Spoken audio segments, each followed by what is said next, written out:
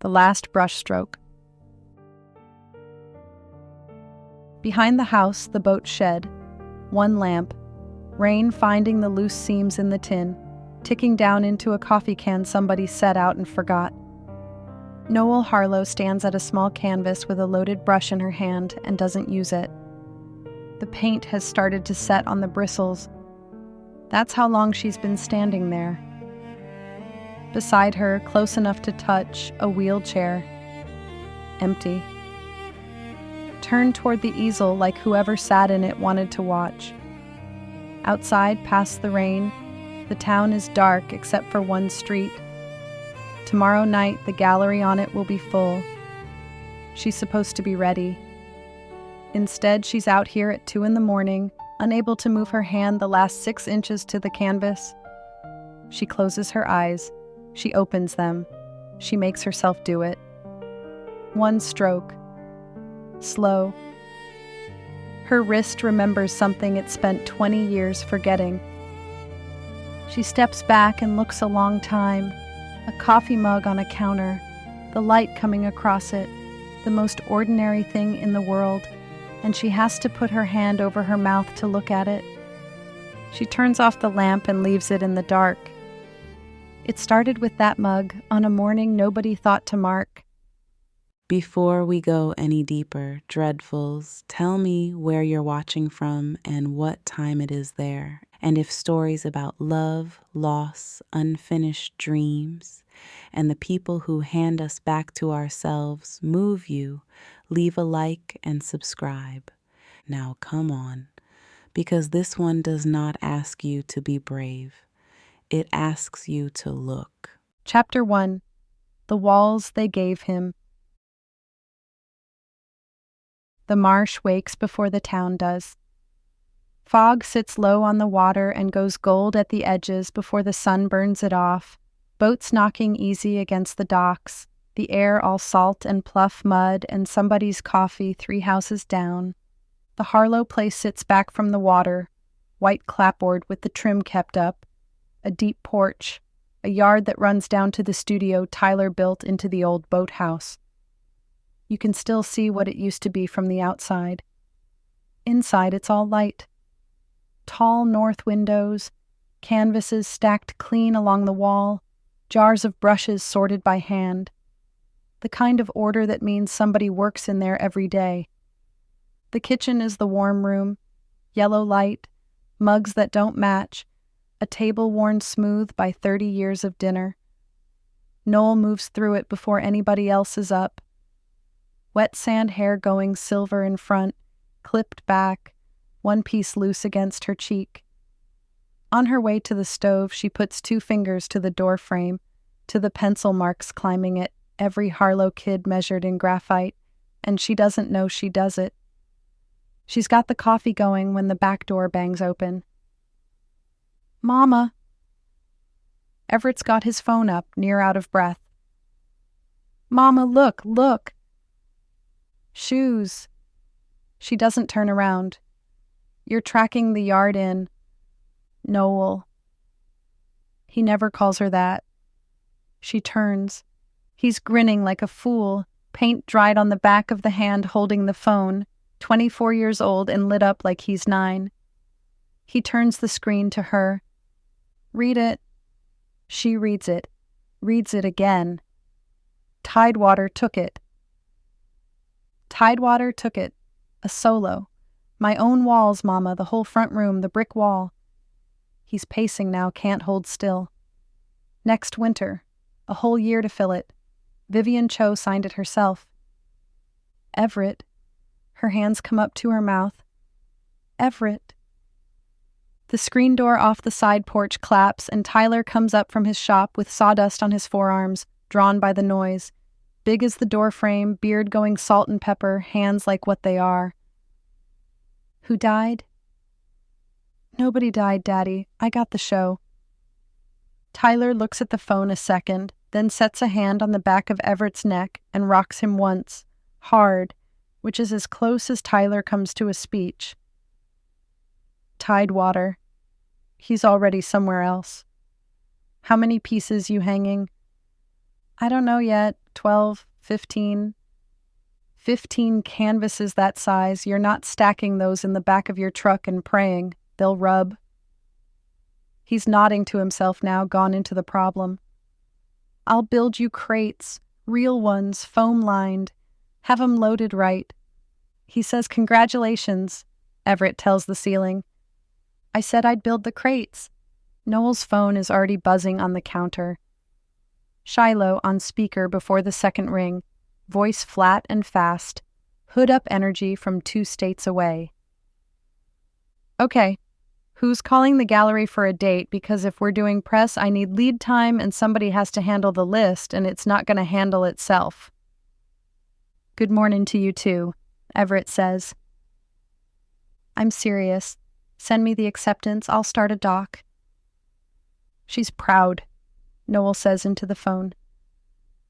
I'm efficient, Shiloh says, and she's gone, off to go be efficient. The kitchen goes quiet around the coffee. Everett catches his mother looking at him. He always catches her. What? Nothing. No, you've got to look. He tilts his head the same way she's tilting hers without knowing it. You're doing it right now. Doing what? That. He points at her face. You're not looking at me. You're looking at the light on me, where it's coming from, what it's doing. Half a smile. You've been doing it my whole life. You did it to my baby pictures. She doesn't answer that. When are you going to take a wall back for yourself? I had my turn. The small smile, the one that stops short of her eyes. It's yours now. She means it kind. She means it the way you hand somebody the last good thing because you've talked yourself out of wanting it. He lets it go. He doesn't argue. He files it with everything else he keeps, and later you'll find out what he does with the things he keeps. That night the whole house eats together, loud, all of them in one room, and not one of them thinks they should hold on to it. She thought her turn was finished. She had the wrong child. Chapter 2, The Hand That Wouldn't Listen. The acceptance came in December. The show wasn't until the next winter, which gave him most of a year. Everett had 12 pieces planned, maybe 15, the big ones already leaning half-finished against the studio wall. All that winter and into the spring he was out there before light every morning, and the work was coming. There were signs before that night. She saw every one of them and found a reason for every one.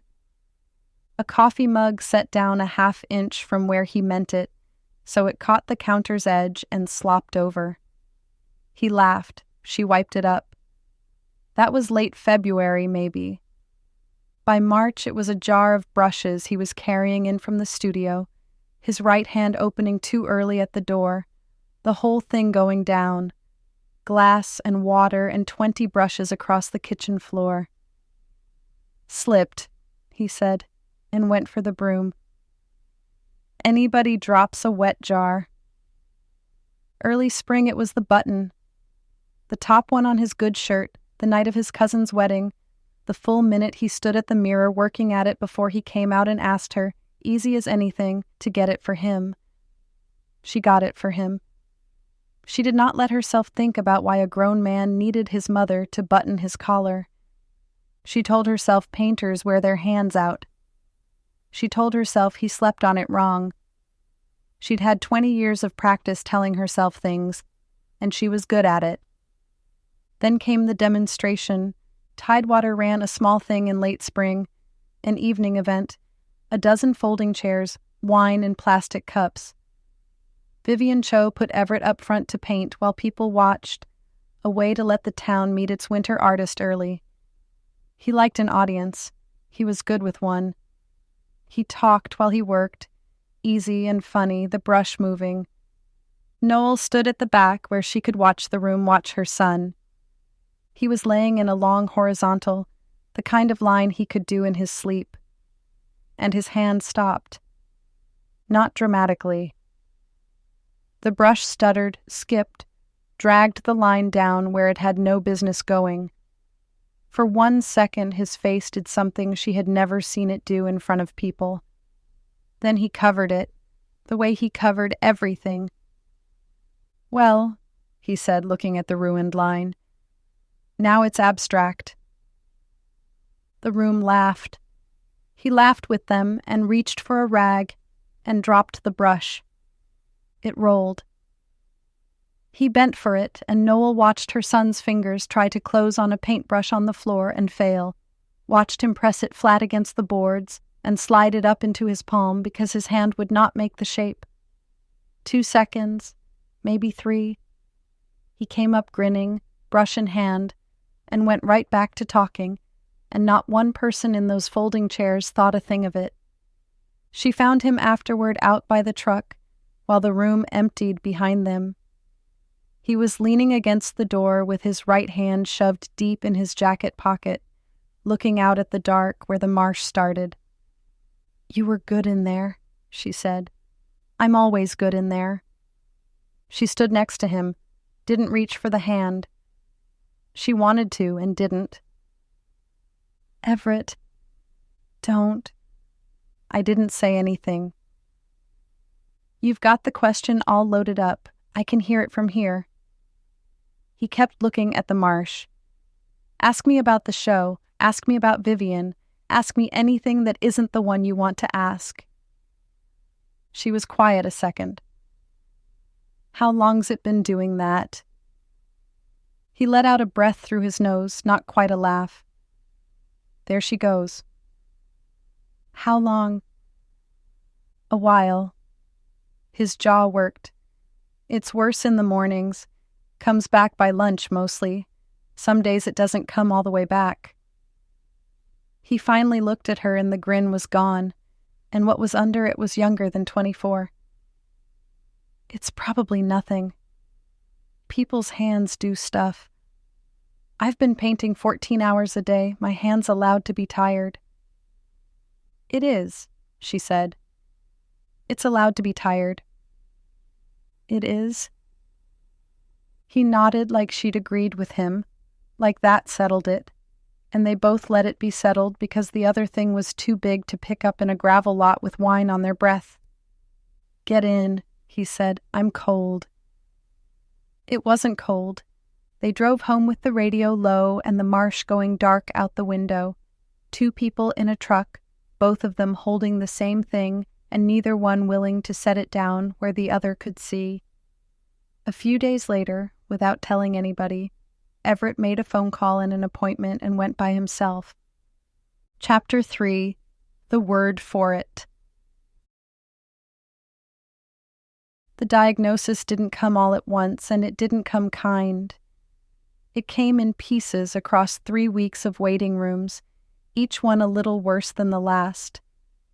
He told the family it was physical therapy, and he told it well. Well enough to prevent the worried looks and unvoiced questions.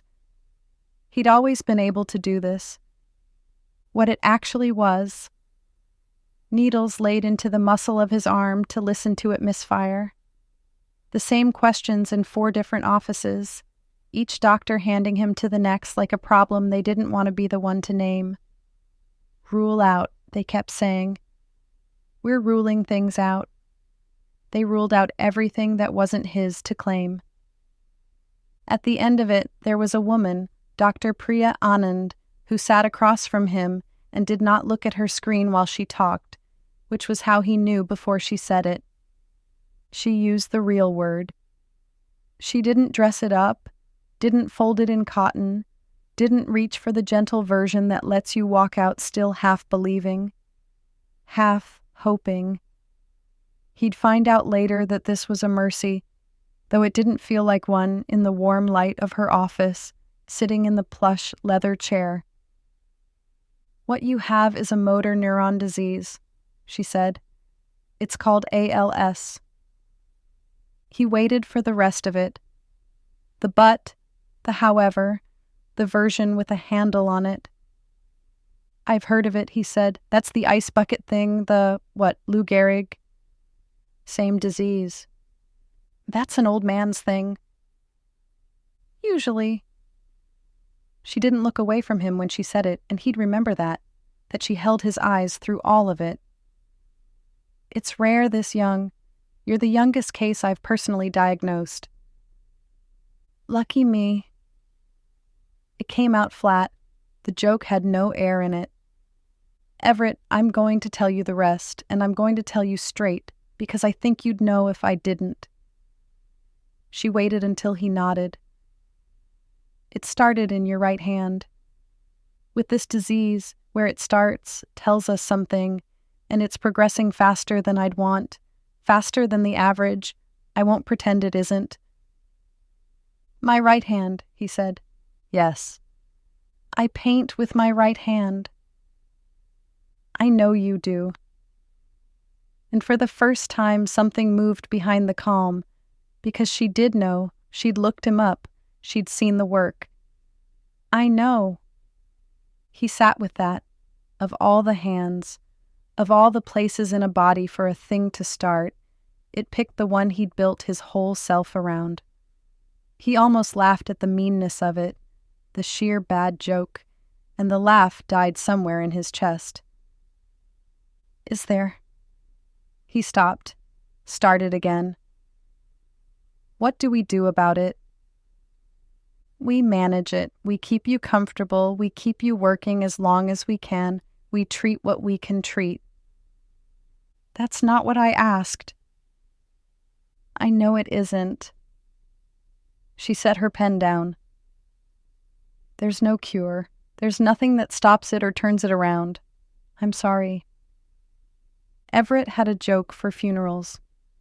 He had a joke for the dentist, for breakups, for the exact wrong moment in church. He sat in that chair and went through every joke he owned, and none of them would come.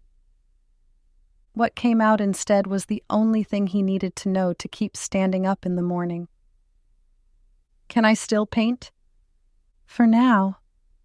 How long's for now? I won't put a number on it, she said. If I guess, you'll build your whole life around the guess, and then you'll hate me when your body keeps its own schedule. She let that sit. Paint while you can paint. Don't waste the good hands waiting for me to tell you they're going. He nodded. He looked at his right hand in his lap like it belonged to someone he was about to lose. Okay, he said. He pulled into the yard and cut the engine and didn't get out. Every window of the house was burning. Behind the kitchen curtain, his dad moved across the light, and somebody in there laughed at something, the easy kind of laugh you do when nothing's wrong. The truck ticked as it cooled. He sat in the dark and watched the warm house hold his family, and he let them have it a little longer. Everett let them hold the version of the night where he was just late for dinner.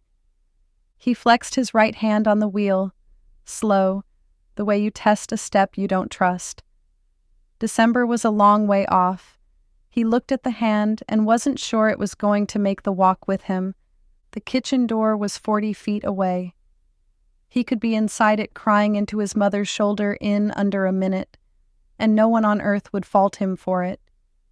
He wiped his face with the flat of his hand, breathed, did it again, and waited until it would hold. For 3 days he carried it alone, sitting across from her at breakfast every morning and letting her believe he was only tired. She would go back to those mornings for the rest of her life.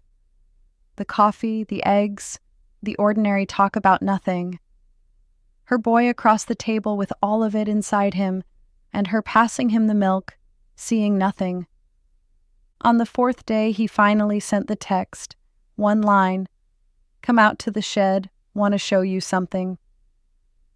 When he was little and couldn't say the hard things out loud, that was how he did it.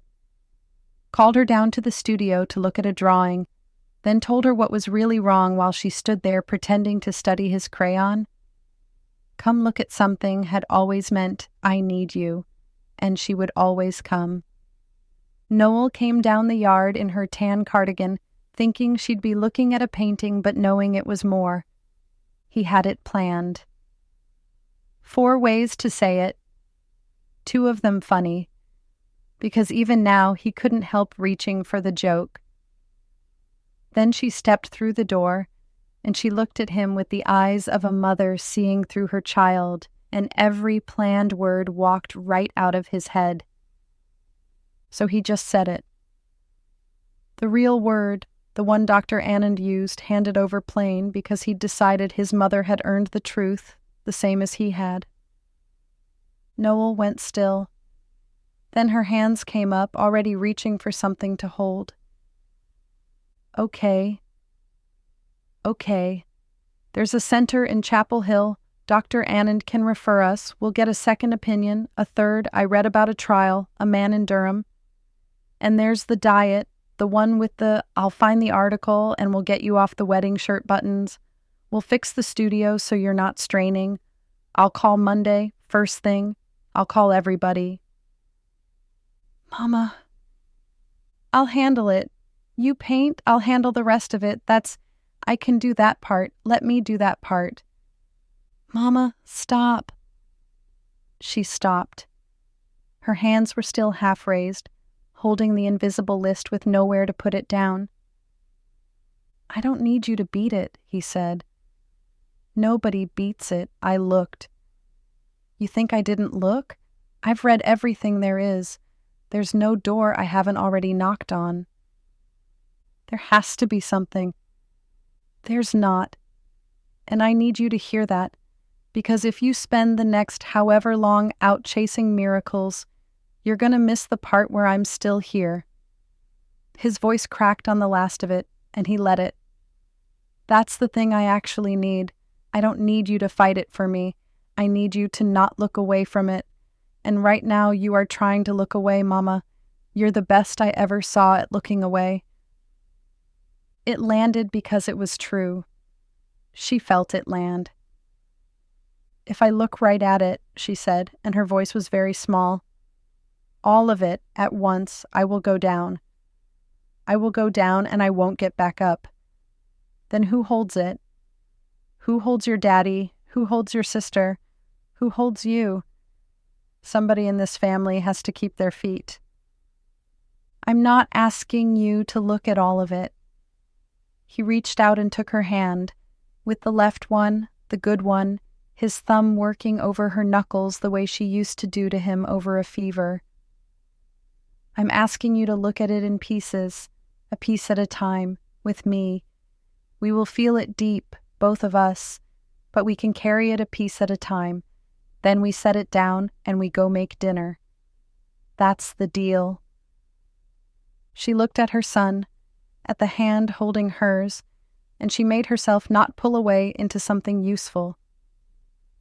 That's the deal, she said. They sat down on the floor with their backs to the bench, the way they used to when he was small and the world was still simple enough to fix from down there. The tide worked under the boards. For a long time, neither of them said anything. Up the yard, the kitchen window was lit, and Tyler crossed it once, then again, looking out at the dark for them, wondering what was taking so long. That window was what got her, not the word. She'd hold the word. But in a minute she was going to walk up that yard and sit down across from her husband and pass him the potatoes and say nothing, because the telling belonged to Everett and he hadn't given it to his daddy yet. 2 more weeks she'd carry it in that bright kitchen. She'd watch Tyler take a screwdriver to a hinge that closed fine, and she'd understand that a man doesn't always need the word to know the house has gone wrong under him. After a while, she still couldn't stand to just sit in it. She needed a thing to do with her hands, with the love that had nowhere to go. Tell me how to help, she said.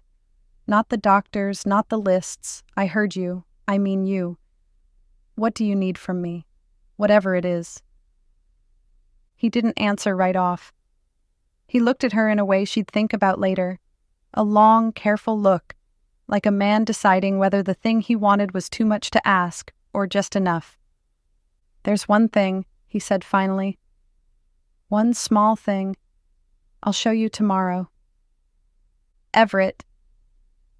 Tomorrow. Something came up at the corner of his mouth. Not quite the old grin, but kin to it. "Trust me, it's small. You'll think it's nothing." She would have said yes to anything. He knew that. He was counting on it. What he didn't tell her, sitting on that studio floor with the water moving under them, was that the one small thing wasn't small, and it wasn't nothing. It was the first brick in something he would spend the rest of his life laying down, one careful piece at a time, where she wouldn't see the shape of it until it was finished and he was gone. Chapter 4, One Small Thing. The one small thing was a mug. She looked at it like he'd handed her a snake. "No, I didn't even say it yet." "You don't have to. I know that look. The answer's no." She set it back on the bench. "I'm not that person anymore, Everett. I haven't been for a long time, and I'm at peace with it, so don't." He didn't pick a fight about it. He just turned his own sketchbook around on his knee and slid it across the floor to her. "Then just look at mine. You're allowed to look."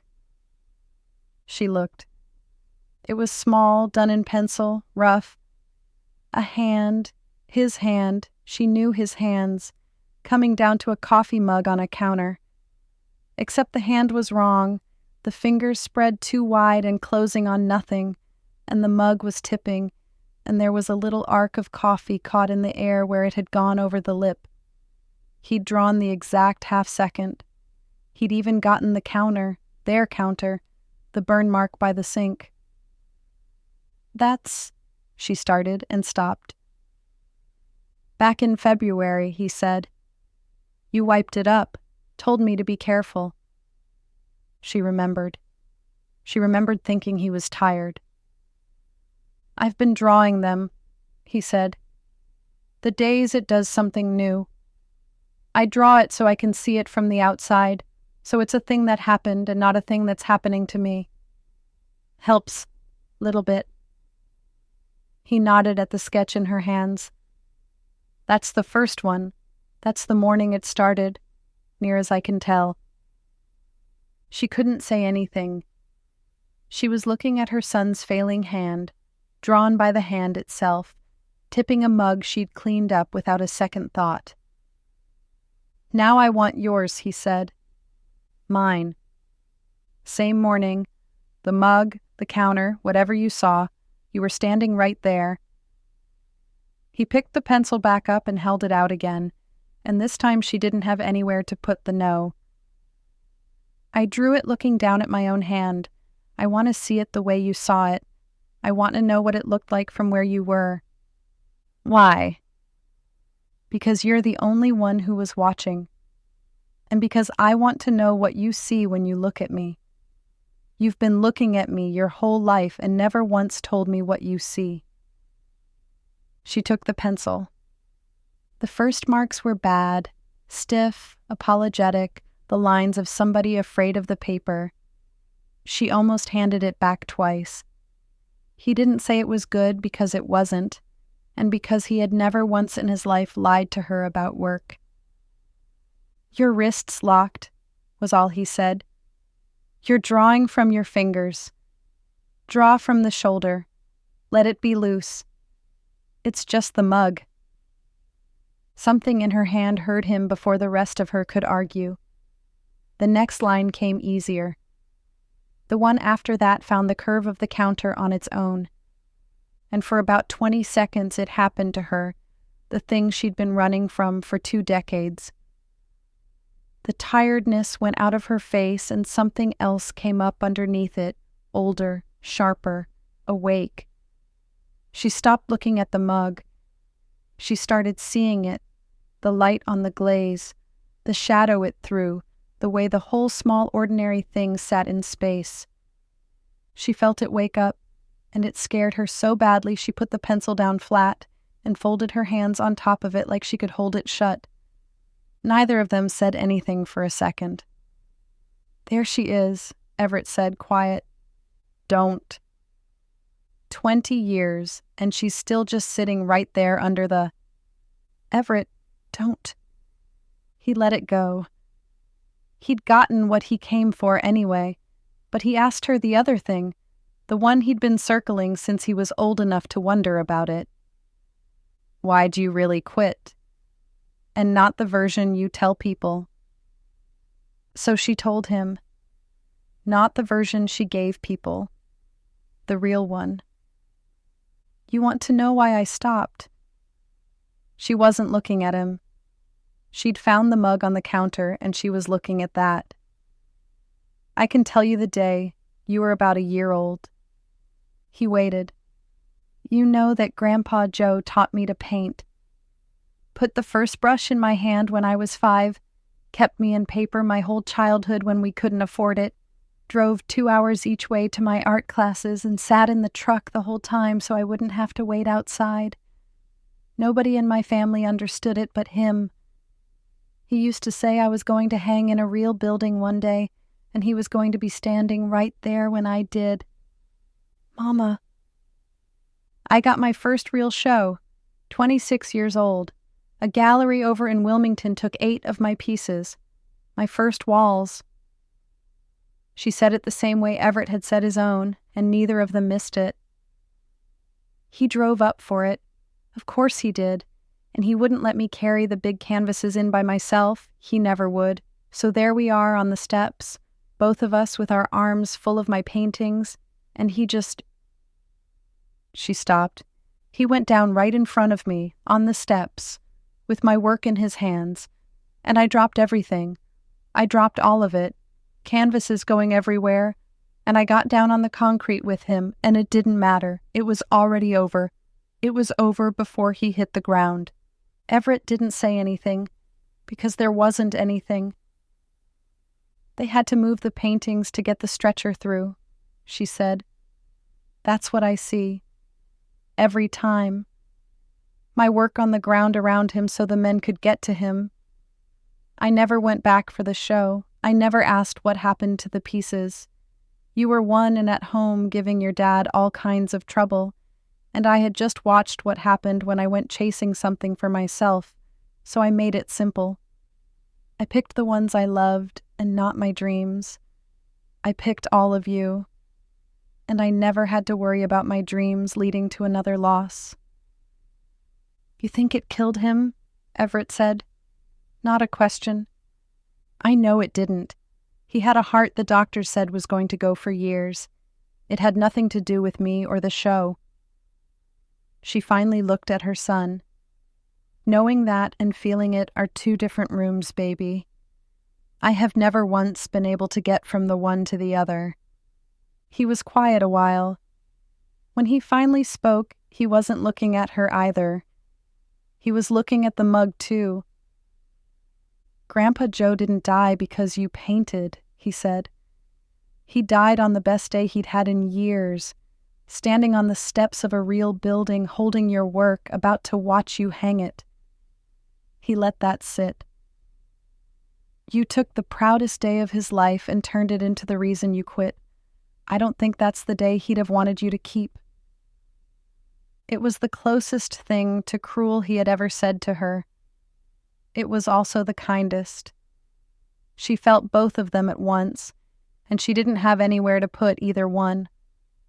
That night she stood at the end of the hall in front of the door nobody opened, the one with her old paints and her old canvases behind it, dark in there since before her kids could walk.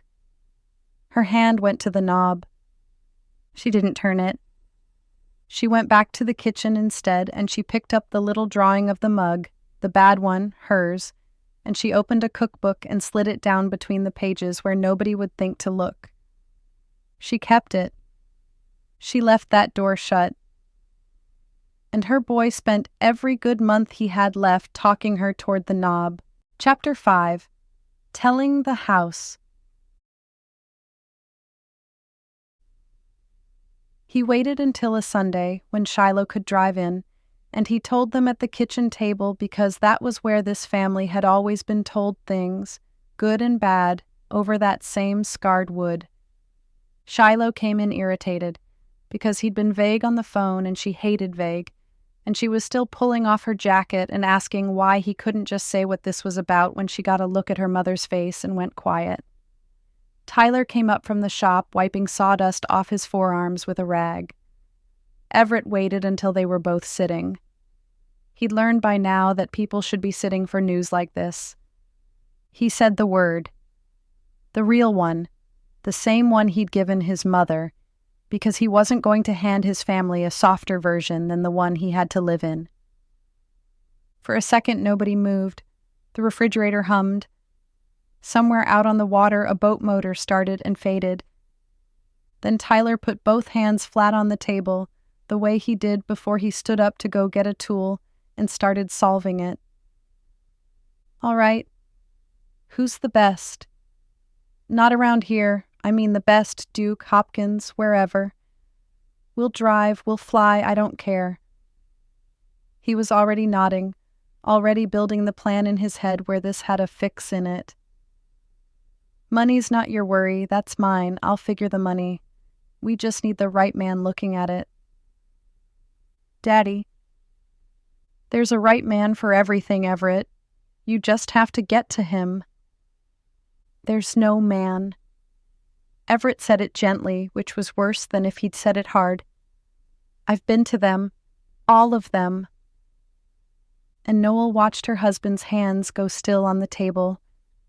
There wasn't much in that house those hands hadn't made. The bunk beds Everett and Shiloh fought over and both kept anyway. The sets for every school play Shiloh ever hid in the back row of. The easel Everett was standing at before light every morning of his life. Whatever broke, Tyler mended it, and if it couldn't be mended, he built a new one better. She watched his hands lie flat on the wood with nothing to reach for, and she saw the exact moment he understood there was no new version of this he could make with them. He seemed to get older standing still. Shiloh went the other way. She always went the other way from feeling, straight into doing. Her laptop was out of her bag and open before Everett finished his sentence. Okay, so we need a timeline. Her voice was flat and fast, her fingers already moving. I'll build a doc. What did the doctor actually say? Like specifics? What's the progression look like? What are we planning around? Because if we're planning around the show, we need to know how many good months. We need lead time on care, on the house, on Shiloh. On all of it, because somebody has to actually think about this instead of just sitting here, so I need dates. I need to know what we're working with so I can figure out.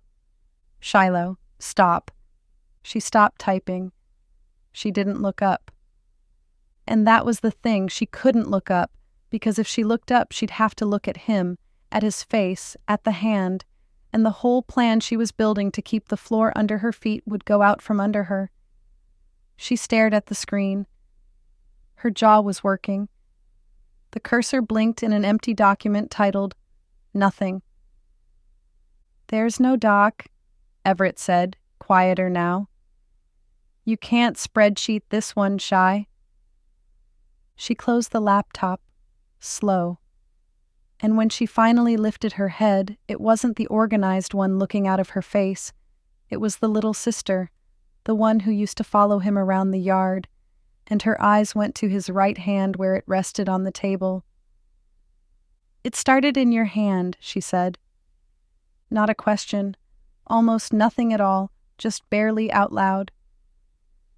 Yeah, he said, you paint with that hand. Her voice cracked clean down the middle of it. You draw and you paint and you do everything with that hand, and it started there. It started in the one. She didn't finish. She was up and out the back door before the chair had stopped rocking, screen door clapping behind her, and through the window they watched her get halfway across the yard and stop and put both hands over her face and stand there with her shoulders going. Noel started to rise. Everett caught her wrist.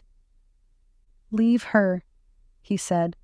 She hates being seen doing that. Let her have it. So they let her, and it was the hardest thing in the room, watching her out there through the glass and not going to her, because the boy who was dying had asked them to.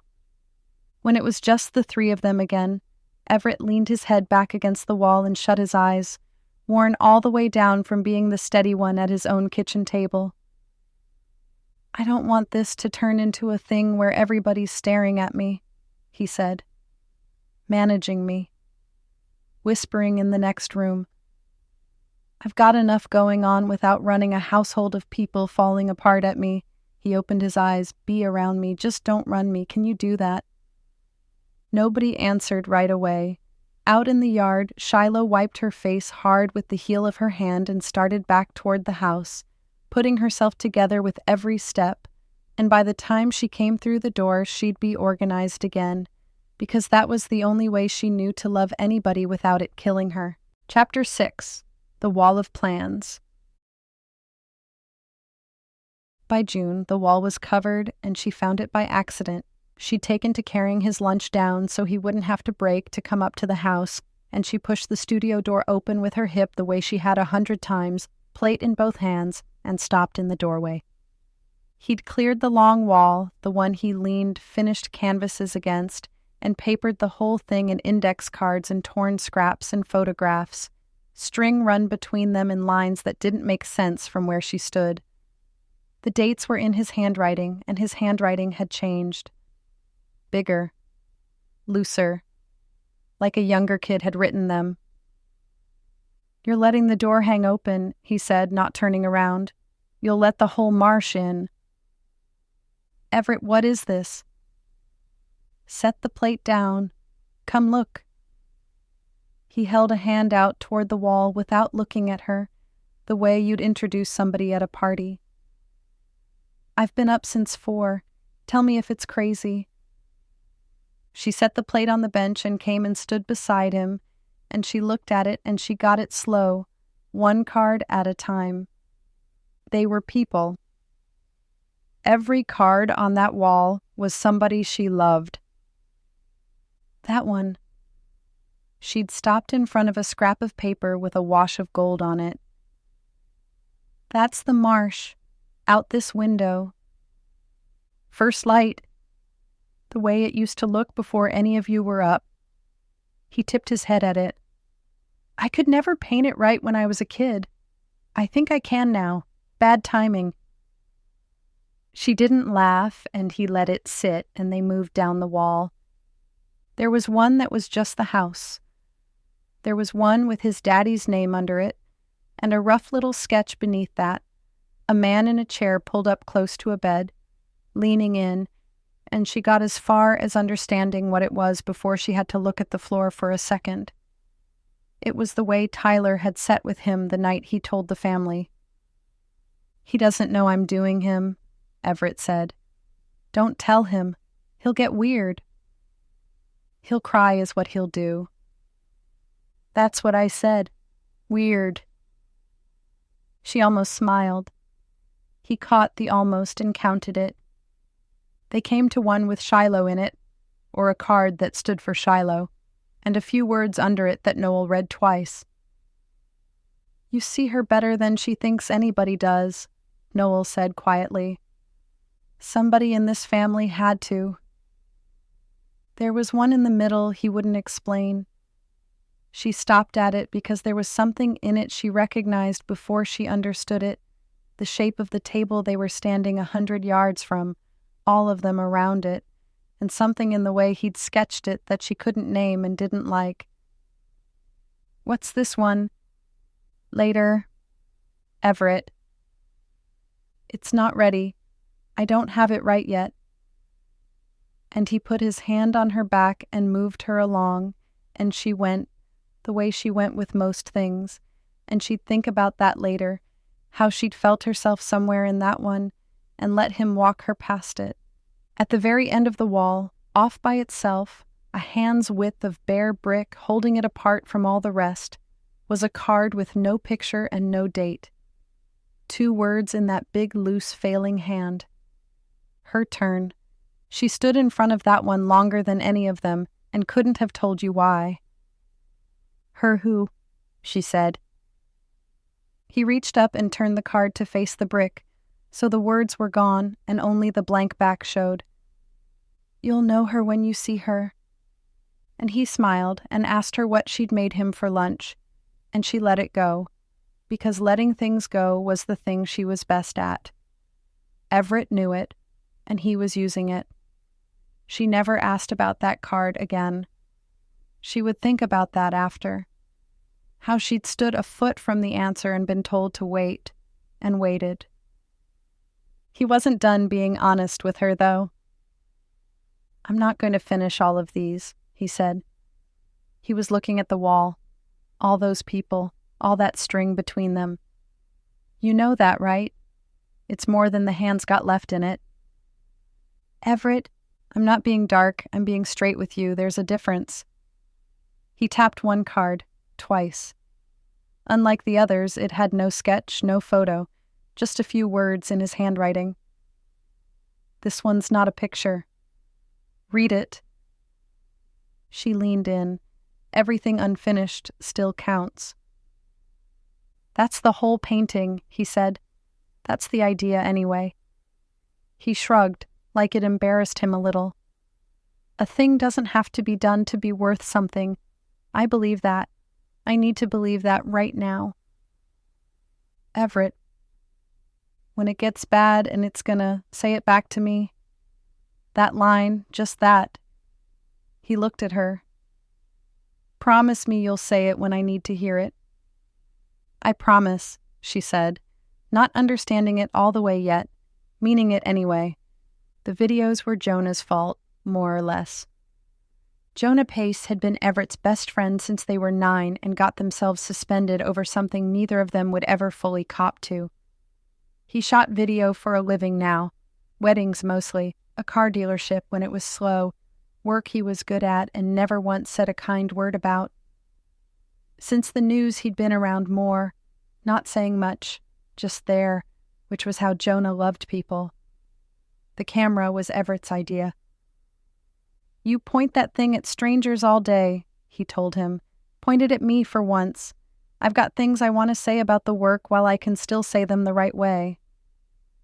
So a few afternoons a week the studio turned into a little set, Jonah behind the lens and Everett in front of it, running his mouth about color. Never about the disease. He was strict on that. "The paintings don't have ALS," he said, "so we don't talk about it. We talk about the work." "Copy," Jonah said. Jonah had one rule, and keeping it cost him, because it meant sitting behind a camera watching his best friend die and refusing to let him hide in it. "Cut," Jonah said one afternoon, lowering the camera. "What? That was good." "That was a greeting card. You said journey. Say it like a person or don't say it." "It is, though. Kind of a journey." "Say that word one more time and I'm wiping the card, and you can wave your arms around at your own funeral." Everett laughed, the real one, the one that came up out of his chest and took his whole face with it. "That," Jonah said, already recording again. "Keep that one." The trouble started when Jonah wouldn't turn the camera off. Everett would finish what he wanted to say, the real statement, the thing about the gray or the light at 4 o'clock, and reach up to signal cut, and the little red light would still be going. "We're done. That was the take." "Sure," Jonah would say, not stopping. Jonah, off. But he'd keep it rolling, and he'd catch Everett dropping the artist voice and reaching for his coffee and muttering that his own painting was garbage, and that was the footage Jonah actually wanted. Not the statements, the in-between. Everett swearing at a brush, Everett laughing at something off camera, Everett quiet, working, not performing for anybody. "You're wasting cards," Everett told him. "They're my cards." "What are you even doing with all that?" "I don't know yet," Jonah said, which was true. He didn't. He only knew he couldn't stand the idea of the day when he'd want to hear that laugh and not have it. So he kept the camera down at his side, half the time, red light going, and he stopped telling Everett when. And he started in on the rest of them, too. handed Shiloh a spare camera one afternoon without much explanation. Just, "You've got a good eye, use it." Told Noel and Tyler to quit being shy of their phones, to film the ordinary stuff, dinner, the yard, Everett giving somebody a hard time, and send it to him, all of it, whatever they caught. Nobody said out loud what it was for. You didn't say a thing like that in that house, not while he was still sitting at the table being him. They just started filming. A family that had never once thought to pick up a camera at dinner started leaving them running because none of them could stand what they were about to lose, and this was a way to hold a little of it back. Some of what they caught was nothing. A lot of it was nothing. And a handful of those nothings would turn out to be the most important footage any of them ever shot, though not one of them knew it yet. Filming a Sunday. Filming him laughing or making them laugh. Filming the hard moment and the soft. Filming him alive. Chapter 7. What the body took summer went, and it took things going. First the small things, the ones nobody sees a person do. The way his right hand used to find the exact pressure for a thin line without being asked. Buttons again, more of them now. A fork he started setting down because holding it through a whole meal wore him out. But the summer gave things too, in the same weeks it was taking, and that was the part nobody warns you about, how you can be grieving a person and laughing with them inside the same hour. The photographs were an accident. Everett was hunting a reference and grabbed the old laptop off the shelf in Shiloh's room, the one she'd left behind when she moved out, still logged into everything the way people leave things. He opened the wrong folder and found himself looking at his own family. Years of them. Tyler asleep at his workbench with his glasses shoved up on his head. Noel at the stove, shot from behind, the light doing something on the steam. The marsh in every weather there was. His own paint-stained hands around a coffee cup, a shot she must have taken when he wasn't looking, back before there was anything wrong with those hands. Hundreds of pictures, going back years, taken by a girl who had never once said she took pictures. Jonah had called it weeks ago, handing her that camera. "You've got a good eye." Turned out Jonah was late to it. She'd had it her whole life and buried it, same as her mother, and Everett sat there in her old room and thought about how this family kept doing that, kept burying the thing. Then he noticed the dates. The old folders ran for years, thick, right up until a couple months back. Then the new stuff, the shots off the camera Jonah gave her, and there were only a handful. A week of them, maybe 2, right after Jonah put the camera in her hands. And then almost nothing. The girl who had been quietly photographing this family for a decade had sometime this summer all but stopped. He knew when. He didn't have to check. He knew exactly when. He didn't say anything about the photo of his mother at the kitchen table months back, bent over the back of an envelope with a pencil, not knowing she was watched. He kept that one. But he cornered his sister the next time she was home. "Jonah was right about you," he said, and turned the screen around. "These are good. This one especially." Tyler asleep at the bench. You waited for it. Didn't wake him to fix the shot, just let it be true. Shiloh reached for the laptop. "Those are private." "Why'd you stop?" She went still. "You took 100 pictures a month your whole life," he said. "Then Jonah gives you an actual camera and you shoot for 2 weeks and quit. That's not a person who lost interest, so why'd you stop?" She didn't answer for long enough that he almost let it go. "Because it felt sick," she said finally, low. "Making things, with these." She held up both hands, working, fine. "While yours were, it felt like rubbing it in your face. so I put the camera down. Shiloh. It's not a big deal. Don't you dare. Quiet, and it landed harder than loud. Don't you dare put your hands down to be nice to mine. That's the one thing that'd actually wreck me, you hear me? You pick that camera back up. You shoot twice as much. You do it for both of us now. Her eyes were doing something, and she hated it. And somebody's got to keep all this when I can't, he said, softer. All of it. I want it to be you. You've stood in the doorway watching this family your whole life, Shy. So watch it.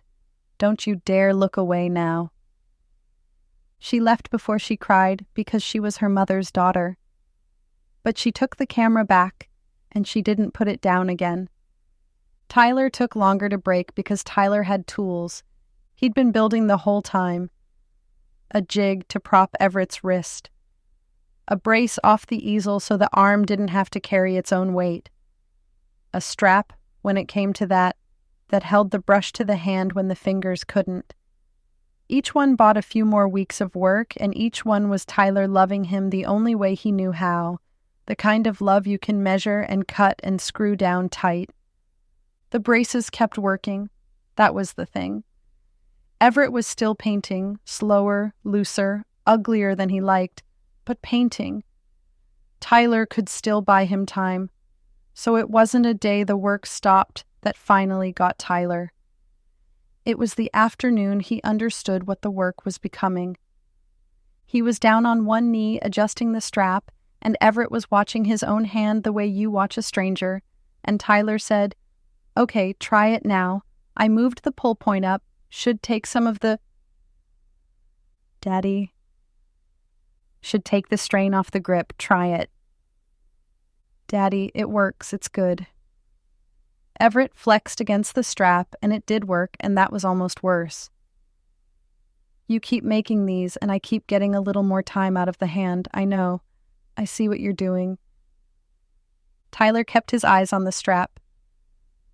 "But you know where it's going," Everett said, quiet.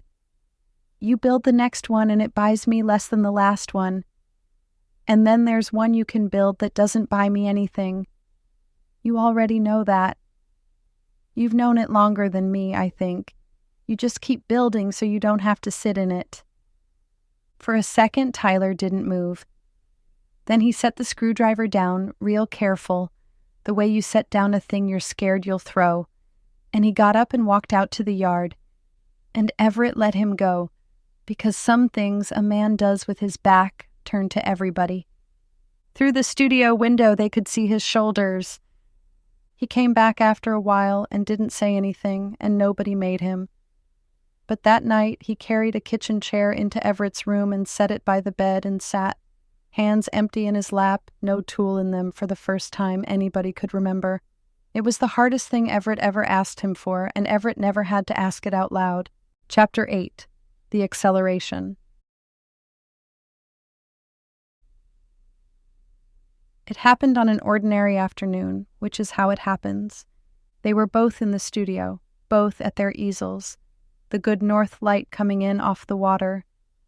Noel had gotten to where she could lose an hour in her own canvas now, head down, chasing a thing, and that was where she was when it went wrong, inside her own work, not watching him, which she would hold against herself for a long time, even though there was nothing to it. Jonah was there too, on the old couch with the camera in his lap, not filming, just keeping Everett company the way he did most days now. Everett stood up to change his water. That was all. He'd done it 10,000 times, and his legs weren't where he left them. He went down between the easels. Not a stumble, a drop, the water jar going with him and shattering, and a brush rolling loose across the floorboards, and then the worst sound, him trying to pull a breath and the breath not coming clean. Everett. Noel was on the floor with him before the jar stopped spinning. "Everett, look at me, look at me." Jonah didn't film it. The camera hit the couch cushion where he dropped it, and he was already down on the boards on Everett's other side.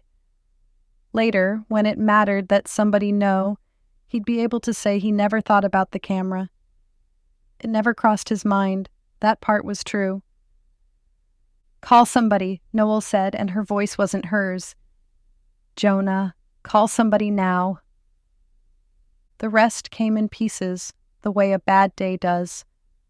Tyler running up from the shop with a clamp still in his fist, and he carried it all the way to the hospital, nobody able to tell him to set it down, the fog throwing their headlights back at them the whole way in. Then the doors breathed open and the cold hit, that hospital cold that has nothing to do with weather. The smell got her first.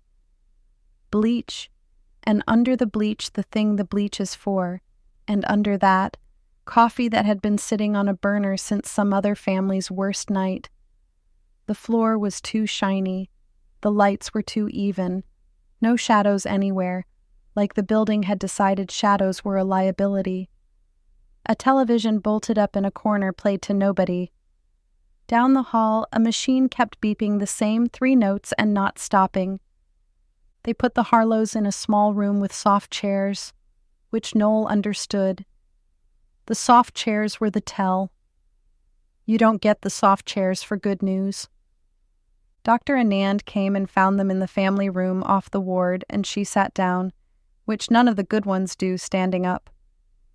"He's stable," she said first, because she knew that was the only word any of them could hear until they heard it. "He's okay tonight." Then she told them the rest, straight, because she'd promised him that a long time ago, and the promise ran to them too. "It's moving faster than I'd hoped. His breathing's involved now, and that changes things. I could give you a number." She looked at each of them.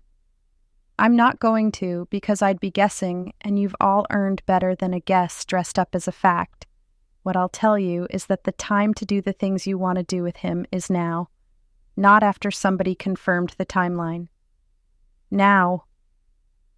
Nobody said anything. Shiloh was standing against the wall with her arms crossed so tight it looked like it hurt. "Can we see him?" Noel said.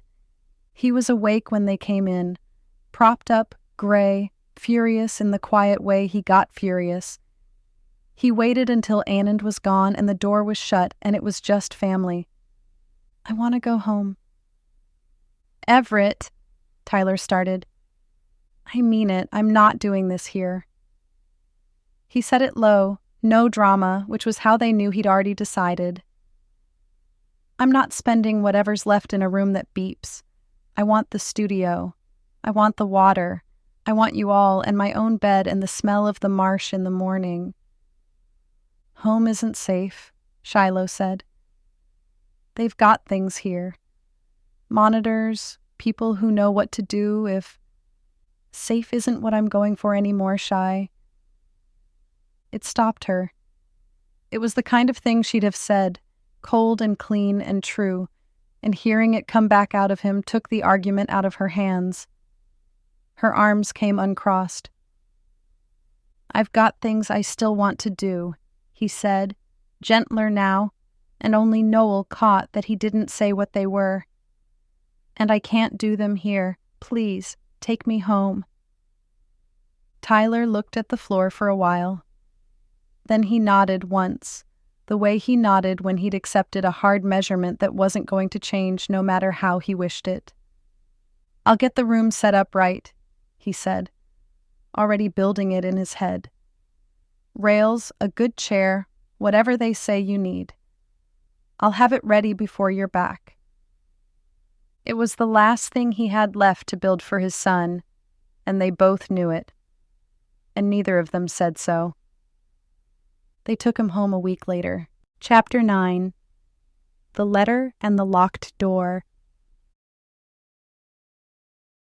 The chair came with the bed and the rest of it, folded up in the back of a medical supply van, and Everett looked at it a long time before he'd let anybody roll it inside. "It's temporary," Tyler said, which was the kind of thing you say. "Sure." Everett didn't argue. He just kept looking at it. Then something turned up at the corner of his mouth, the old thing, tired now, but still his. Get me a good cushion for it, then.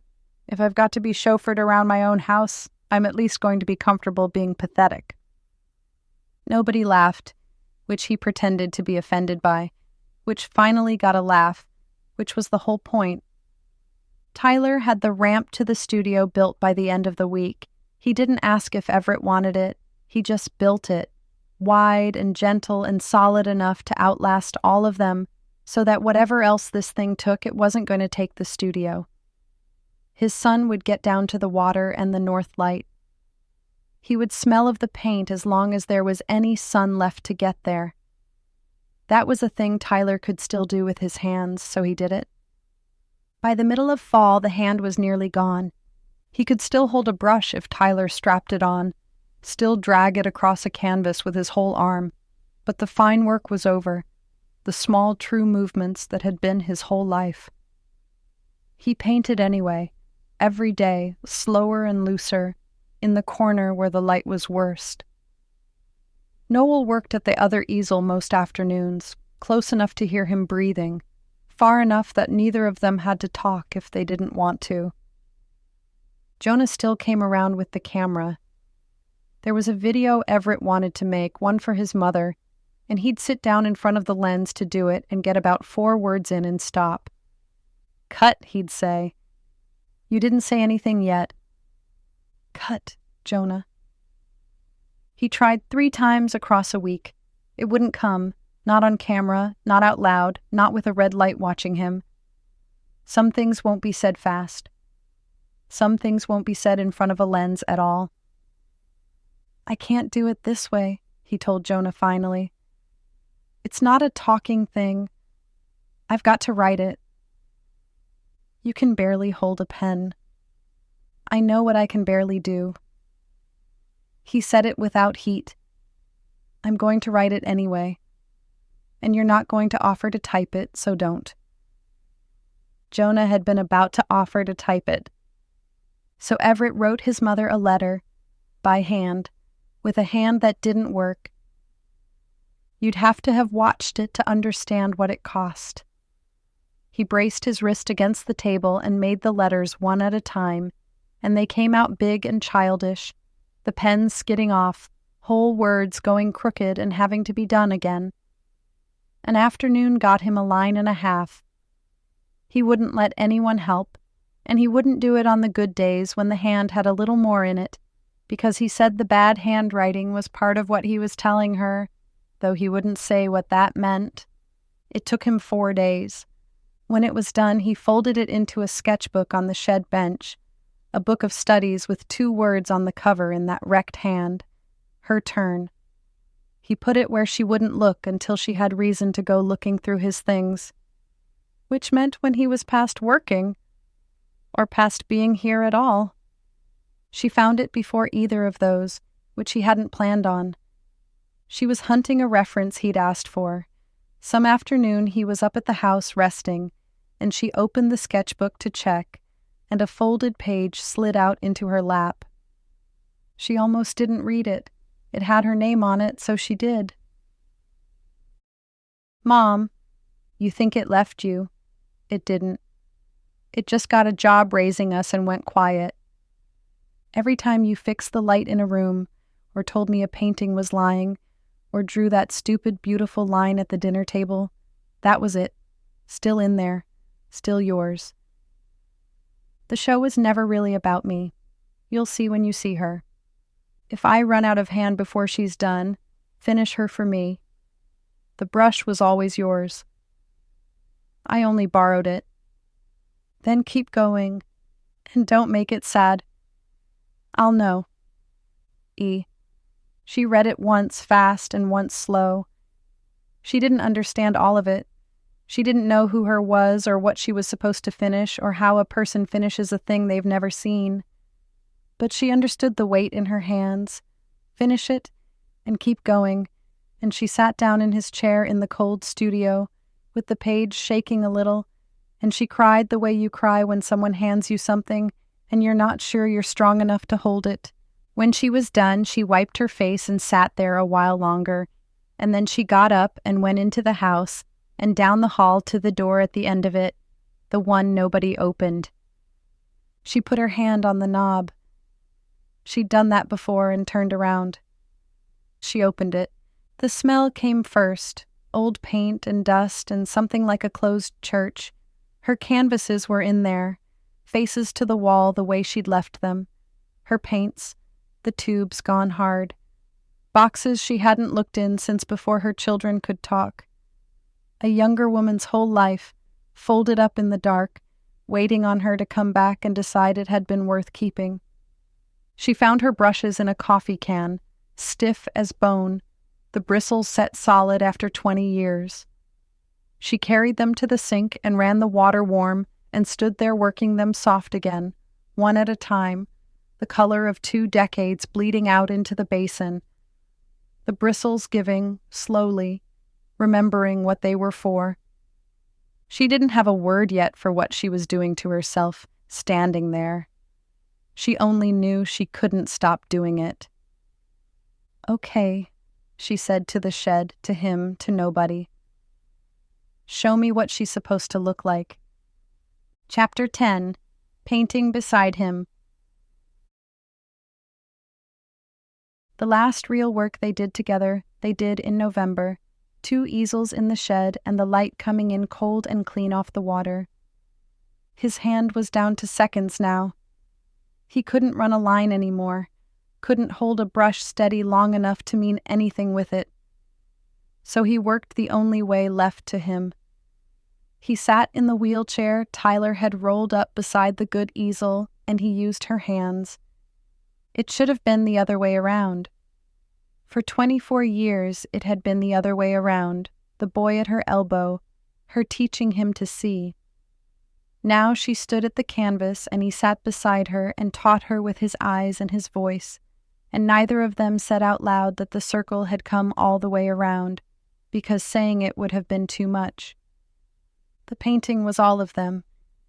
He'd started it late and they both knew it, the biggest canvas he'd ever stretched, the whole family out in the yard in summer light. Tyler off to one side with the set of his shoulders that meant he was carrying something. Shiloh half turned, a camera up, caught in the middle of catching everybody else. Noel. And in the center a space blocked in and left bare, waiting where he meant to put himself. They weren't alone, though by now that didn't mean anything. Jonah was on the couch with a camera in his lap, red light going, the way it went most days now. Shiloh moved slow around the edges of the room with the other one, finding angles, saying nothing. The family had been filming so long nobody noticed anymore. You left the cameras running and you lived. He ran her like a foreman runs a good hand that's out of practice, one piece at a time. Daddy first. Get the shoulders. He carries the whole world up there, always has. You get the shoulders, you've got the man. He's never going to sit still for this. Doesn't have to. I've had him memorized my whole life. He watched the paint go down. Good.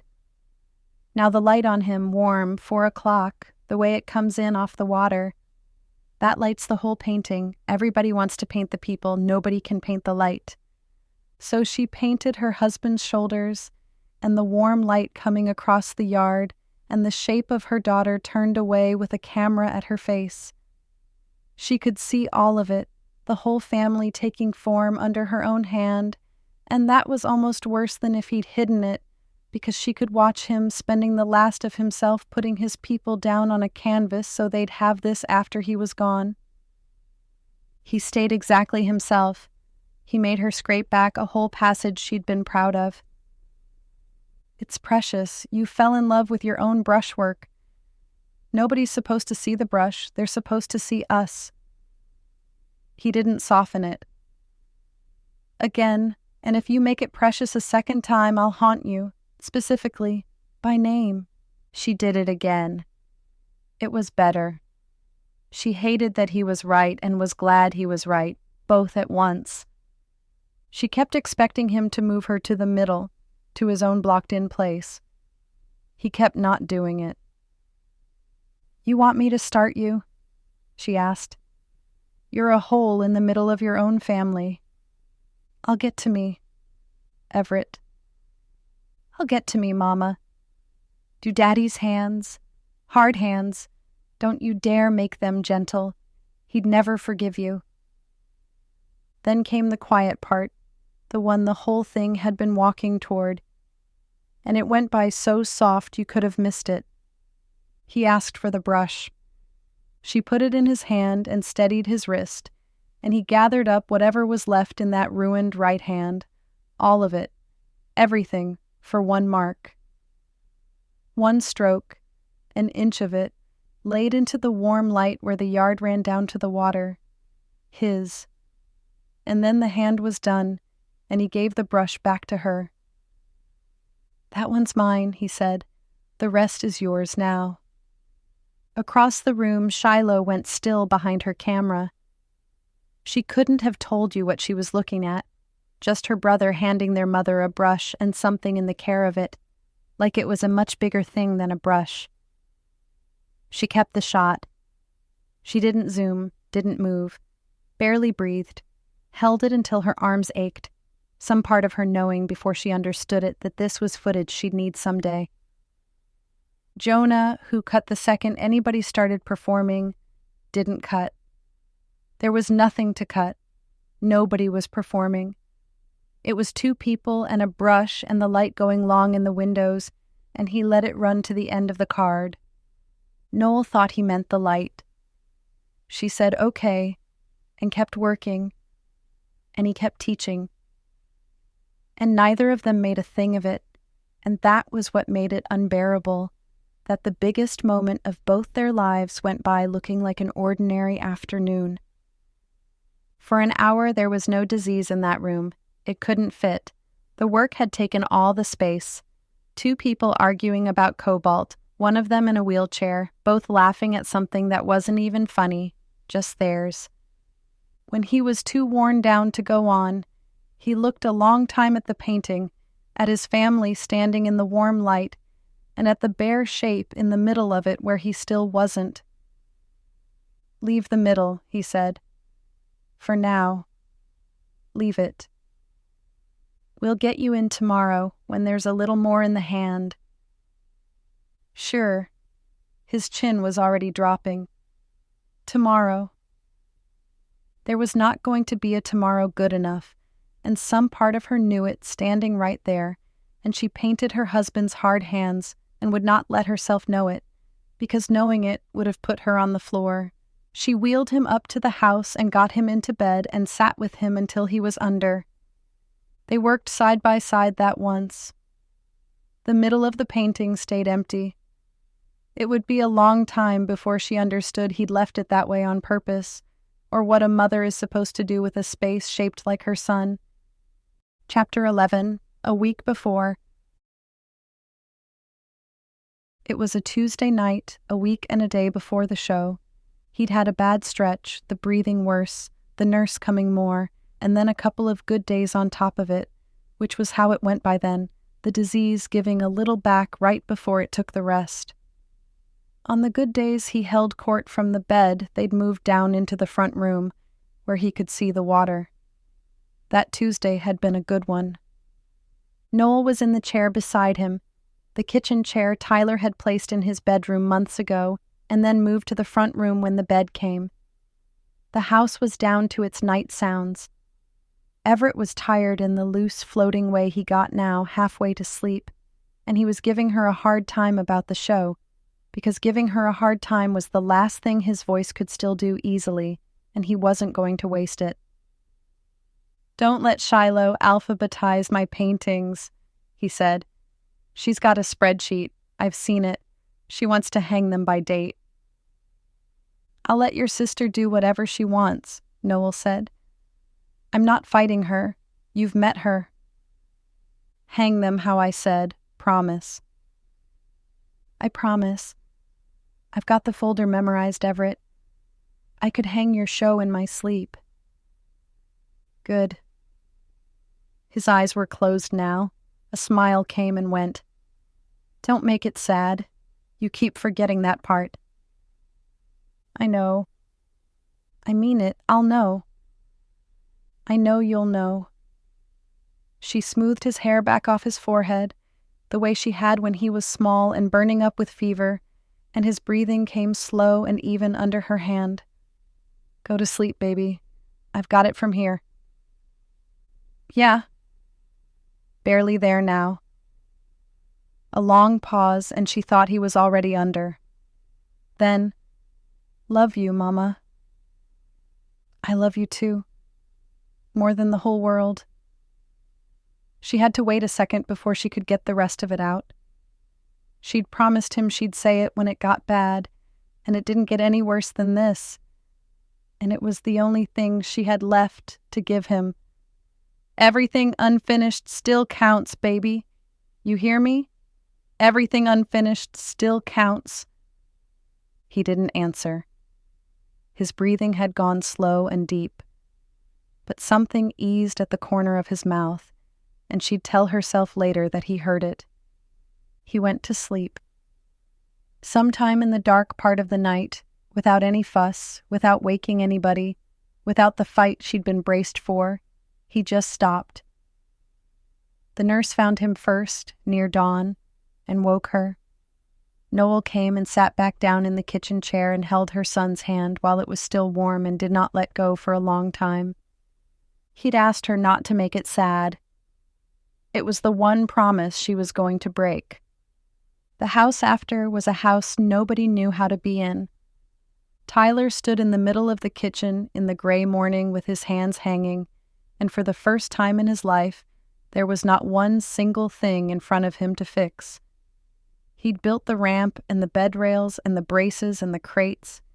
He'd built a whole architecture to hold his son up, and now the thing all of it was for was gone, and his hands didn't know what they were.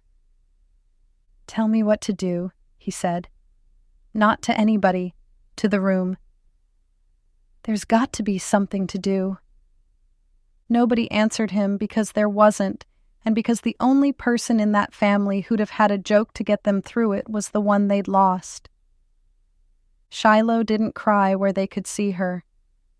She went out to the yard, and through the window Noel watched her lift her camera and stand there a long while, not shooting anything, just holding it up in front of her face like a thing to hide behind.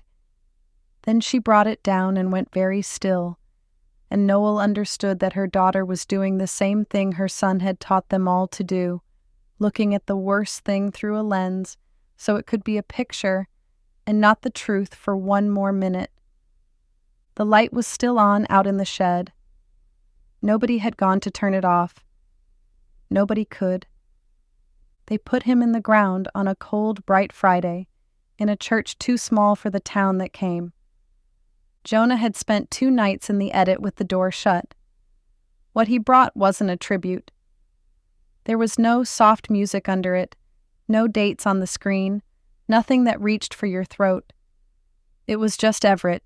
The one everybody talked about after was a clip Jonah had shot back in the summer, Everett at his easel, fighting a brush that wouldn't do what he wanted, his hand already going.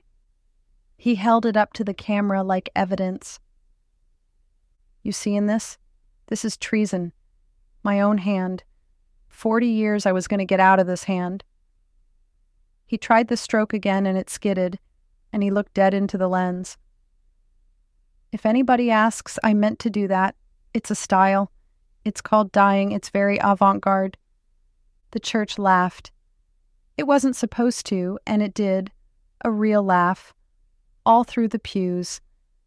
And then somewhere in the middle of the laugh, it turned into the other thing, and by the end of the 10 minutes, the whole room was doing both at once and couldn't tell them apart.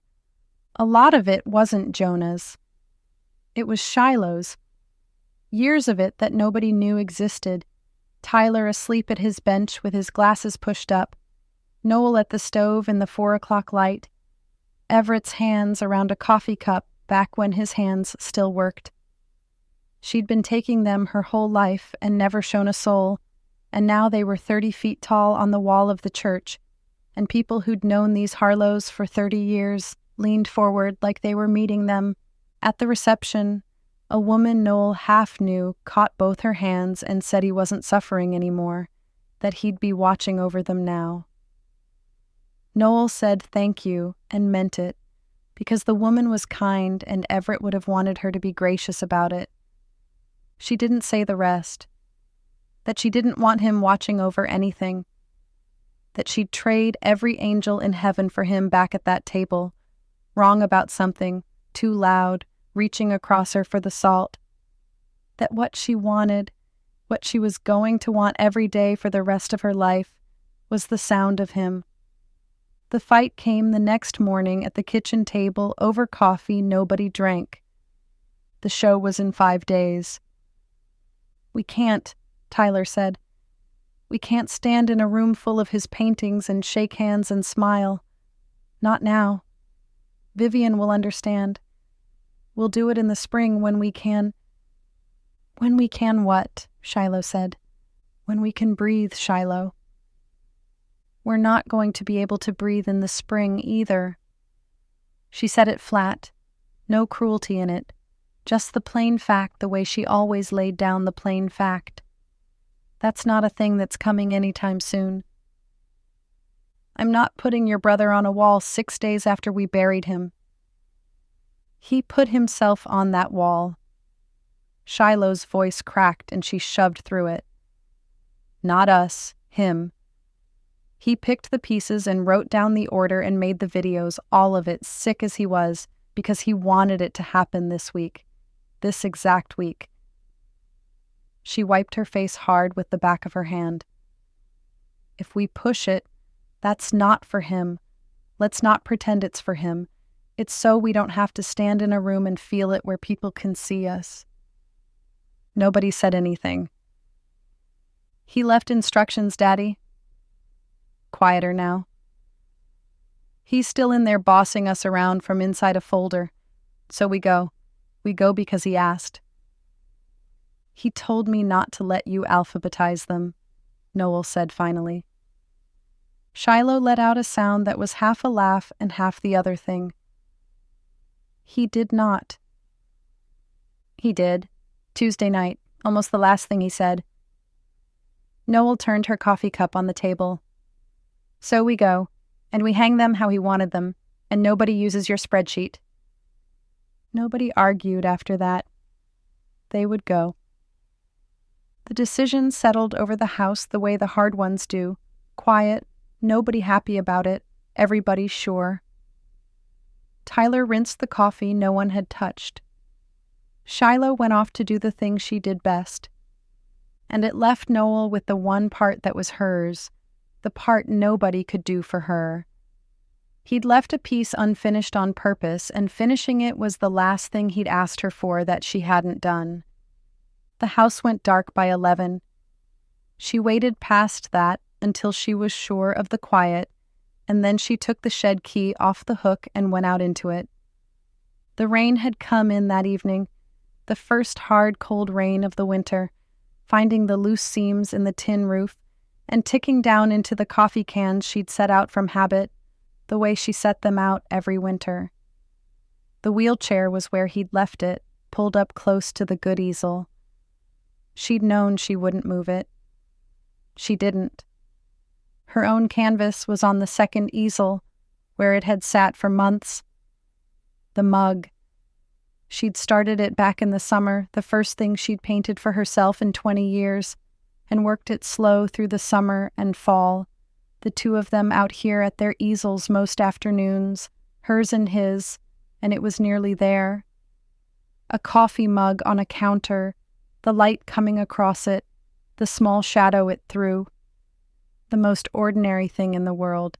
It was the mug, of course, the one from that first morning, the one he'd drawn with his own failing hand and made her draw beside him, his way of tricking her back into seeing. They never stopped talking about it after that. He'd ask how the mug was coming the way you'd ask after a person. He knew exactly what she was painting out here, and why, and he'd left her alone to do it, which was its own kind of knowing. There was a corner of it still undone. She'd kept finding reasons not to finish, the way you leave the last of a thing so you don't have to be done with it. There were no reasons left tonight. She sat down, not in his chair. She couldn't sit in his chair. She pulled her stool up to her own easel and loaded the brush, and her hand shook, and it was not the cold and not anything in her body, and she held it over the canvas until it went still, the way you hold a thing you've promised to carry. She finished the mug, the last of the light on the glaze, the last of the shadow it threw, and then it was done, the first painting she'd finished in half her life, and it was small and quiet and hers. She set the brush down. A year ago, in a bright room full of folding chairs, a boy had dropped one and had to press it flat to the floor and drag it into his palm because his hand wouldn't close. His mother closed hers around a brush now and set it down easy, finished. She sat there a long time, the rain, the empty chair, the finished mug. He'd told her not to make it sad, and for a year she'd managed it, because he was watching. He wasn't watching now, so she let herself do the thing she hadn't let herself do since the night he stopped breathing. She cried like she was just a mother, like there was somebody else in the house to keep the floor from coming up. There wasn't. There wasn't going to be. She cried anyway until the rain let up, and then she turned off the light and went in. Chapter 12. Her Turn. The Tidewater Gallery held its doors on a Friday evening in the middle of December, and the town came in out of the cold. Vivian Cho met them at the entrance, and she took Noel's hands before she said anything. "I didn't hang a show," Vivian said. "I want you to know that before you go in. He made me promise back in the fall. He said, 'Don't make it an opening, Vivian. Make it a place people can come stand in and feel him.'" She pressed Noel's hands once and let go. "So that's what it is. Everything else, the wine, the little cards, that's just so people have somewhere to put their hands." Inside, the lights were warm. Noel had asked for that. Everett would have walked out of a room lit cold and white, and Vivian knew it. The brick glowed and the paintings sat in the kind of light that came off the water at 4 o'clock. It was the same light he'd chased his whole life and never caught.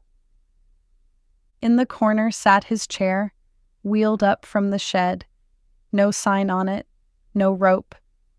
It sat there empty, and one by one people understood what it was, and nobody sat in it, and nobody moved it. That was the thing none of them were ready for. People who'd never known him stood in front of what he made and fell for him in real time. Noel heard a man she'd never seen say to his wife, "This kid, look at this, who was this kid?" And she had to turn away and hold on to the nearest thing until it passed. Near the door, small enough to miss between the bigger pieces, hung a painting of a coffee mug on a counter, the light coming across it. The card beside it was in Noel's hand, not Everett's. The morning it started. People slowed at it the way you slow at a quiet thing in a loud room, not sure why it held them, and moved on. Jonah's film played on the far wall. His voice came into the room and kept coming, that easy voice, talking about a gray he could never get right, doing an impression of somebody, laughing at himself.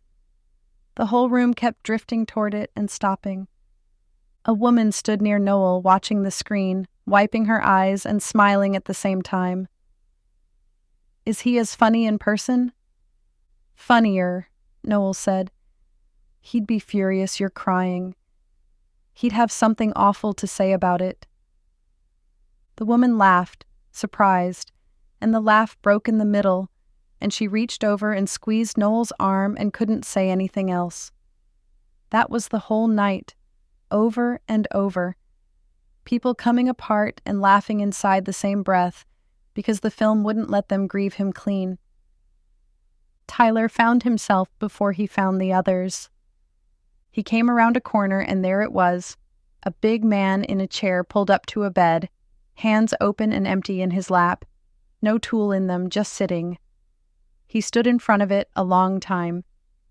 Noel came up beside him and didn't say anything. "That's me," Tyler said finally. "That's you." He painted me doing nothing. His voice was rough. All I ever did in that house was fix things, build things, and the one he painted, I'm just sitting there, empty-handed. I know. Why'd he paint the nothing, Noel? She took his hand, the big, scarred hand that had built half their life. "Because the nothing was the hardest thing you ever did," she said. And he knew it. Tyler didn't answer that. He couldn't. He just held onto her hand and let his other one hang down empty at his side, and for once he didn't reach for a single thing to fix. Shiloh found her own face on a wall she didn't expect, and then she found the thing that undid her. A whole wall of her photographs, her secret ones. Years of them the family caught when nobody was watching. Printed big, framed, and lit like they mattered, because Everett had told Vivian they did. Tyler asleep at his bench, Noel at the stove in the good light. The water in every weather there was. Shiloh went white. She found Noel across the room and crossed straight to her. "Did you do this?" Her voice was shaking. "The pictures. Did you hang my pictures?" "No, baby. He did. Months ago, he told Vivian where they were." "Nobody was supposed to see those. Those are mine. Those are private. I never—" She stopped. She looked back at the wall, at her whole hidden life up in the light. "He went into my laptop." "He went into your laptop. That little—" And it came out as half a sob and half a laugh, the exact sound the whole room had been making all night. "He had no right. God, he had no right." She wiped her face hard with the back of her hand. "They look good, don't they? Up like that. They actually look good." "They look like an artist took them," Noel said. "Because one did." Shiloh stood there in front of her own work, in a room full of people, and did the one thing she had spent her entire life making sure nobody ever caught her doing. She stayed. She didn't run. And then it was time, and Noel went to the front of the room. She'd written something down. She left it in her pocket. The woman you'd have walked right past in her own kitchen stood up in front of her whole town, and she told them the truth. "People keep telling me my son was brave," she said, "that he lost his battle, that there was a reason for all of it." She let it sit. He would have hated every word of that. He wasn't a soldier, this wasn't a war, and he didn't lose. He was an artist, who worked until his hand quit on him, and then he taught me to work again, and there is no reason for any of it. There's only what he did with the time he had. The room was still. He was no saint, more of a little devil, honestly. You'll see it in the videos. She waited out the laugh, and it was a real one, the room grateful for the permission.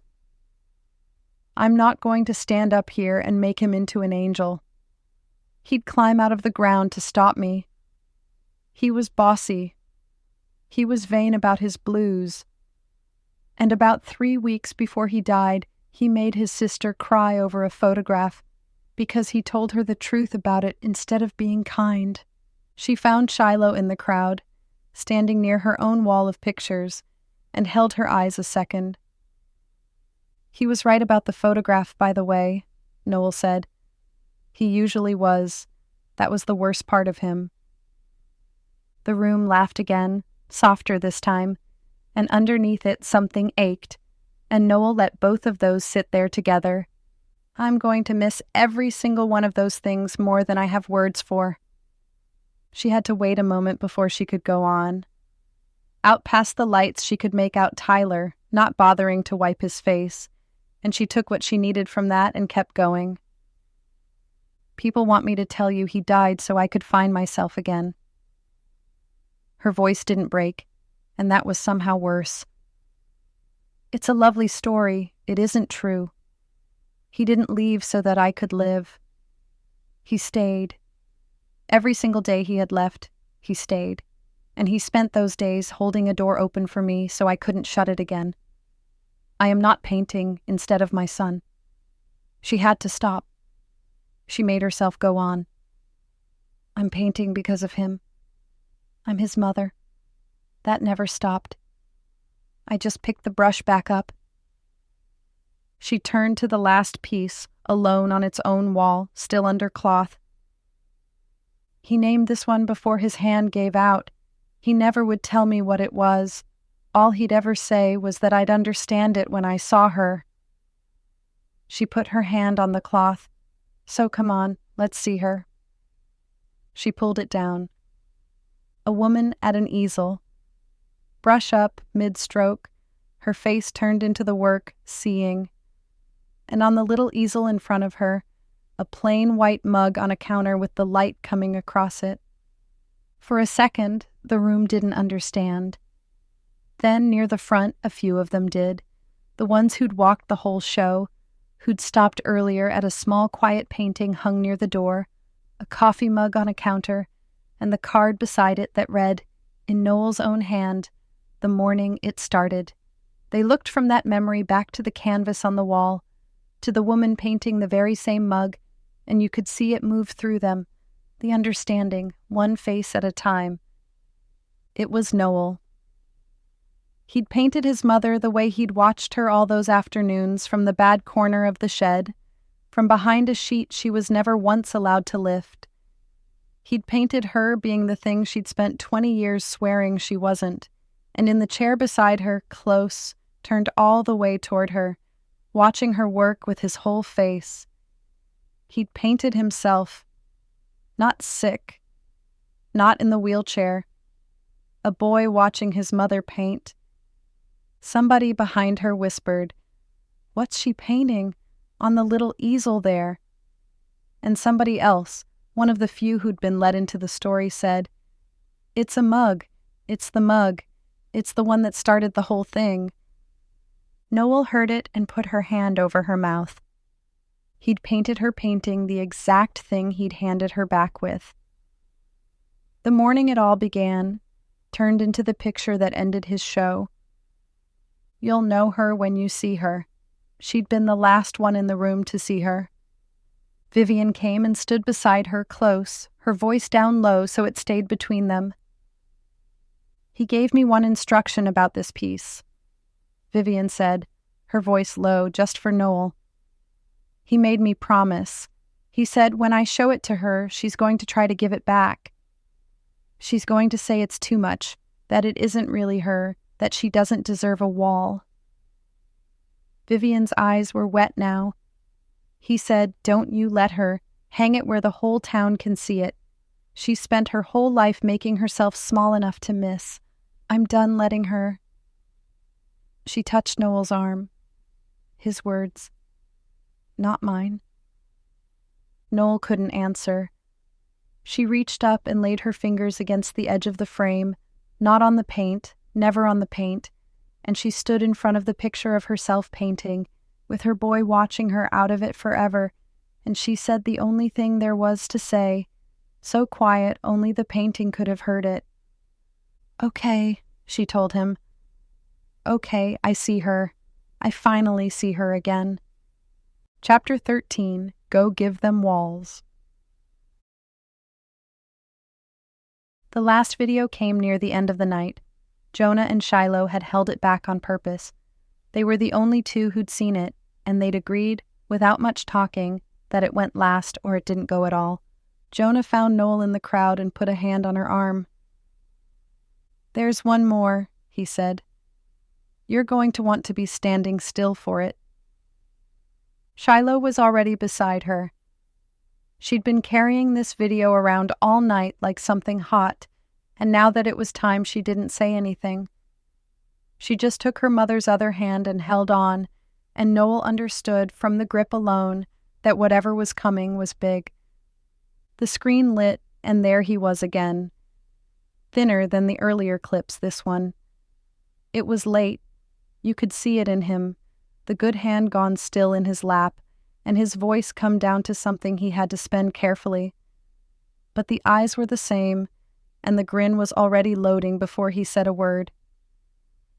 Okay, before everybody gets weird. He said it right into the lens like he could see the whole room standing there. Yes, there's a fund. No, you can't get out of it. It's already done. It's very legal. Vivian helped me with the paperwork. A breath.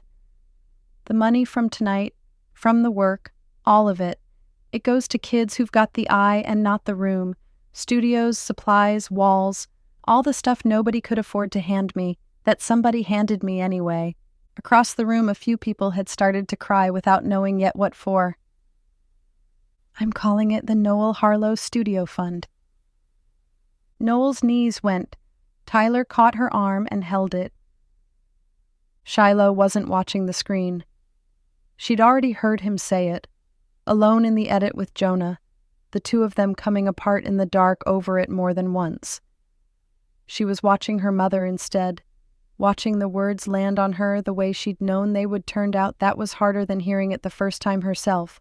On the screen, he just kept going, easy, like he hadn't done the biggest thing in the room. Not mine, hers. And before you start, Mom, no, you don't get a vote. Your name's already on the door. The half smile. Legacy isn't the stuff you leave hanging on a wall. It's the person who keeps making things after you're gone. That's her.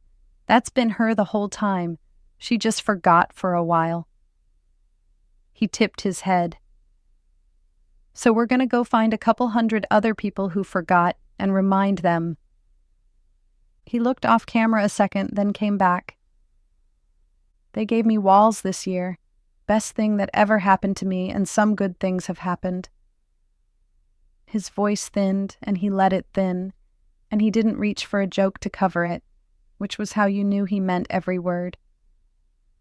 So go give somebody else the walls. Somebody who's decided it's already too late for them. Tell them it isn't. Pass it on. The room had stopped breathing. Okay, that's the speech. That's all I've got. He was fading at the edges now, tired down to the bone, but he wasn't finished because he was never going to let the last thing out of his mouth be a sad one. Mom, don't you dare make this sad. Make it busy. Go paint. I want to hear you're a pain in everybody's neck about it. A pause, and something moved across his face, love with nowhere left to put it. I love you. You already know that. Go on now.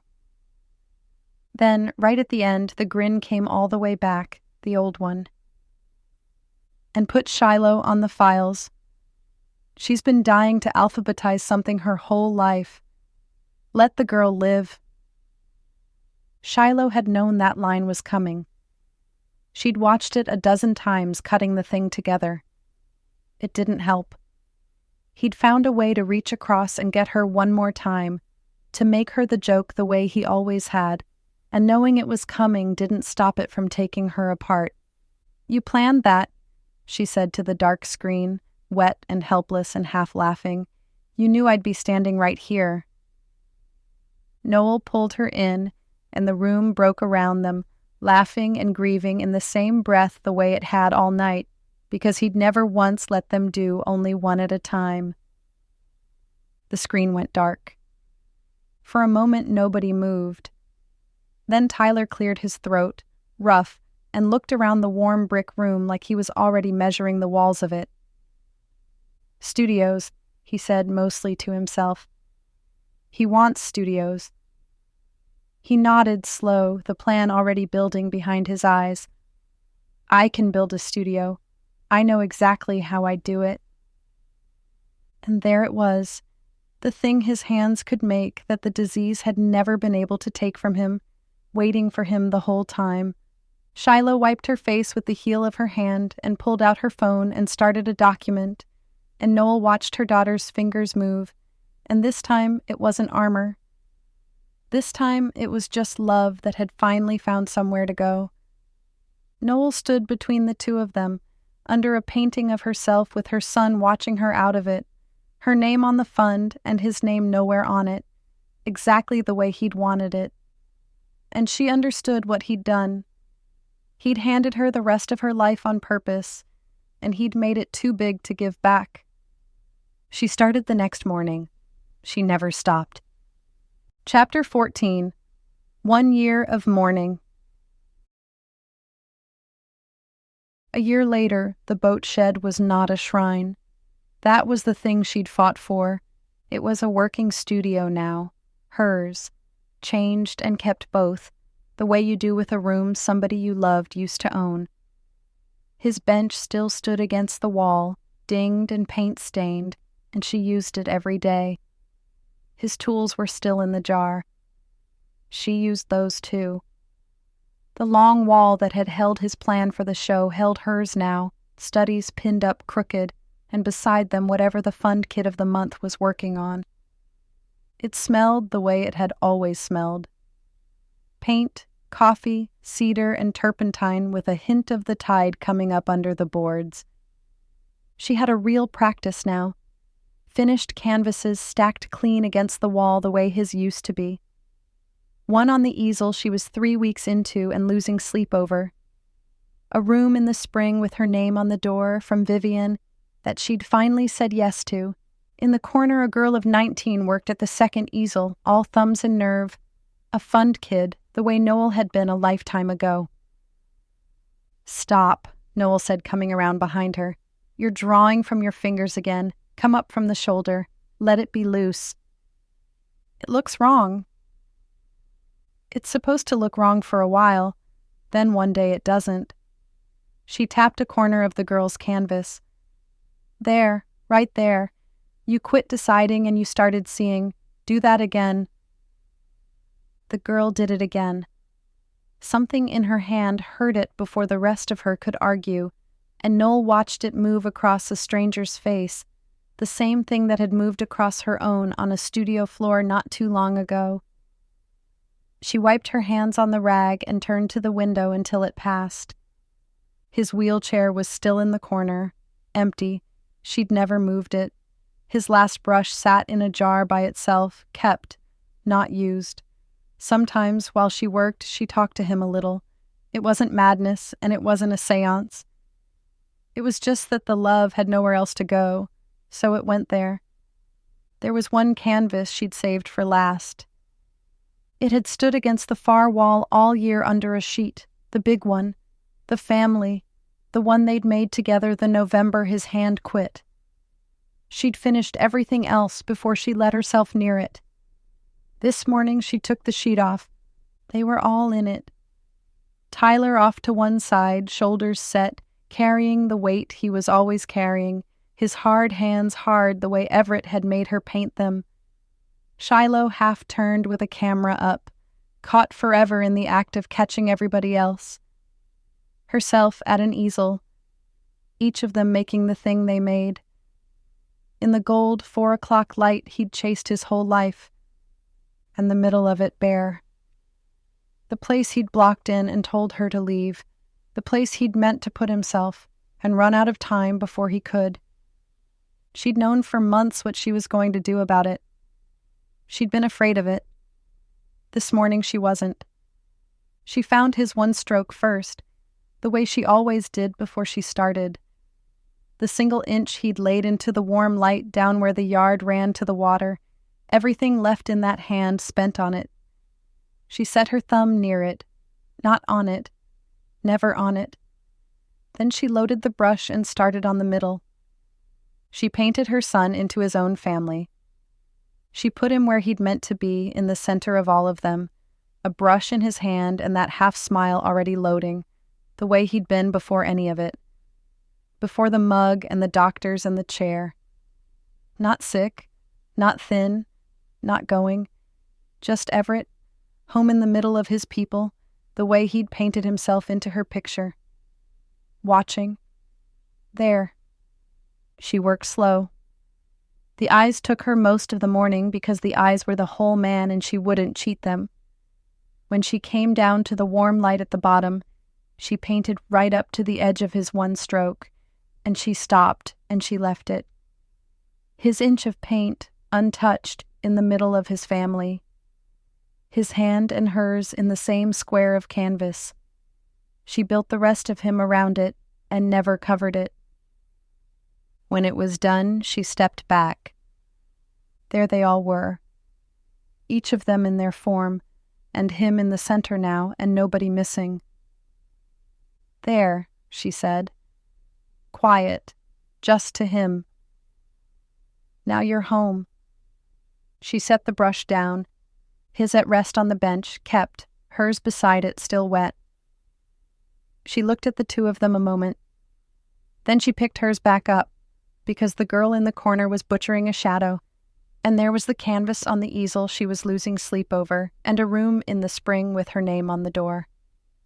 Outside, the marsh had gone gold. The same water. The same light coming up the way it came up every morning, for him once and now for her, and this morning, on the big canvas drying against the wall, for both of them at the same time. She turned back to the girl and went back to the easel beside her.